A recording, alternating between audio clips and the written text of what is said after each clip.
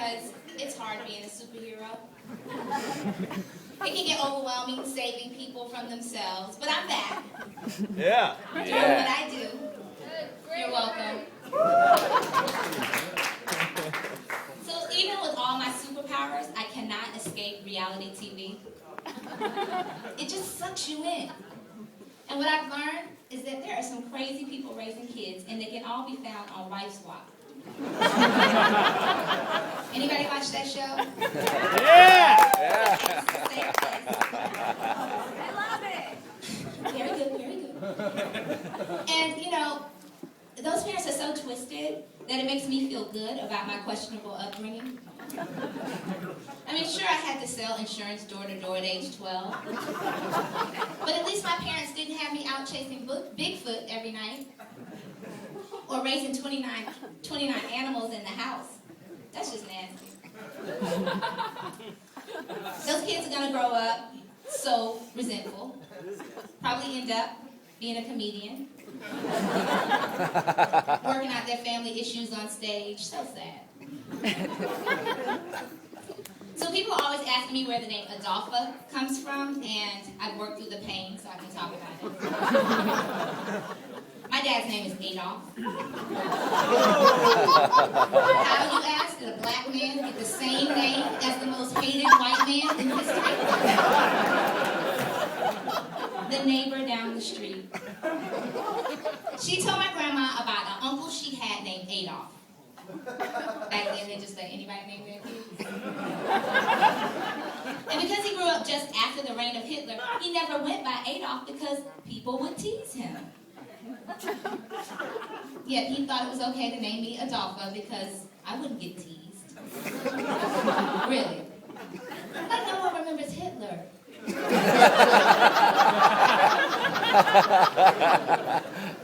So I've been hanging out with my 70-year-old Aunt Mussolina. She's the cool aunt. She's still dating. She was telling me about this 82-year-old man that likes her. She says he's nice, but he's too short for her taste. Now, with Mother Nature and gravity being what they are, by the time you get in your 70s, shouldn't it be all about someone's personality?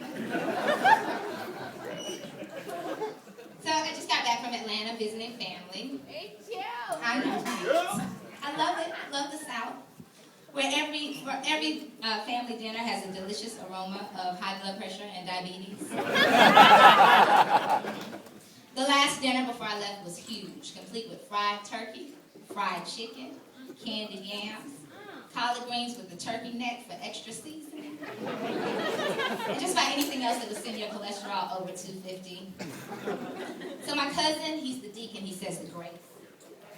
Heavenly Father, bless this food, and if you find anything in it that's not good for us, Lord, please take it away. I think that's asking an awful lot of God. Because God didn't fry that turkey. He didn't put 2 cups of sugar in those yams. No, he didn't. If you want to eat stuff that clogs your arteries, at least say a more appropriate prayer like, I don't know what to tell you, Lord, I just love the grease. So I appreciate if you let me enjoy this meal today, and I'll just deal with the heart attacks as they come. I'm a little irritated with President Obama. He hasn't responded to my letter. And I was trying to give him a second to deal with the wars, the economy, Tea Partiers. But there are a few other things I'm not happy with. I'm sick of drugs destroying our communities. Wait, am I the only one? Thank you. Everyone in here has a loved one strung out on Zoloft.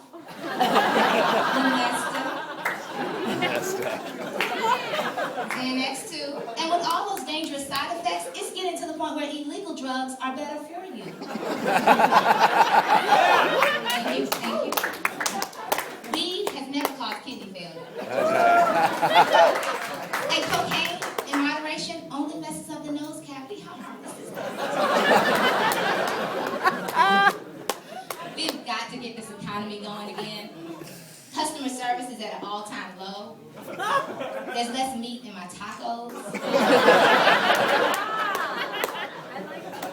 People have just stopped trying. Like this restaurant up the street from me just opened with a B rating in the window. How does that happen?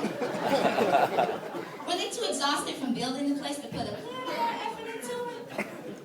They've all eaten at some dumps that have an A rating, so it can't be that difficult to get.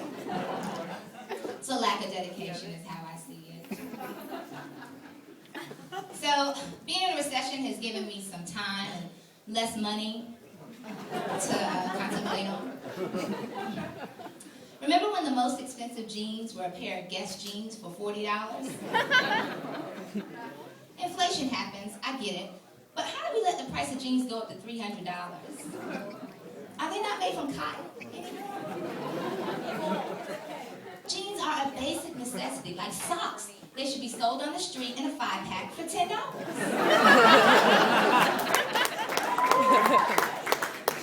So I've taken up a campaign that hits close to home. It's called Skinny People Have Feelings. We do. How come fat people can talk about anybody they want, especially skinny people, and it's okay? I ain't no bigger than my pinky. You look like you don't eat at all. A big old winner come by and just blow you away. No one thinks about how rude these comments are except skinny people. I mean, I know this is LA, but we aren't all starving ourselves. So I decided to fight back. On behalf of skinny people everywhere, I'm just going to start volunteering my comments to fat strangers. You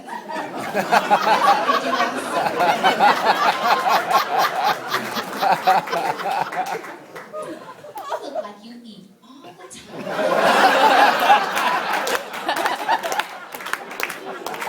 You know, you really could afford to skip a meal or two.